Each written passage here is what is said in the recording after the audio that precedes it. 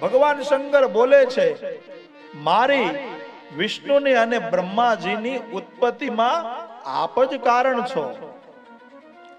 આપ જ આ સર્વ લોકની રચના કરવામાં ચતુર છો.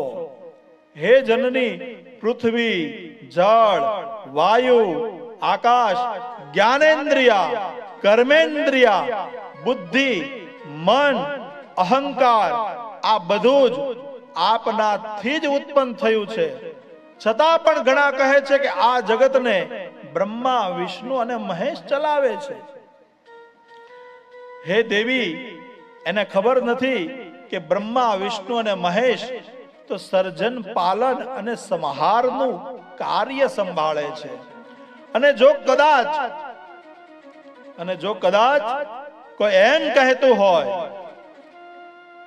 કે આ આખું જગત, આ સૃષ્ટિ તો આકાશ, પૃથ્વી, જળ, અગ્નિ અને વાયુ, આ 5 તત્વોથી આ જગત બને છે, તો હે દેવી, એ 5 તત્વો પણ આપનાથી જ ઉત્પન્ન થયેલા છે.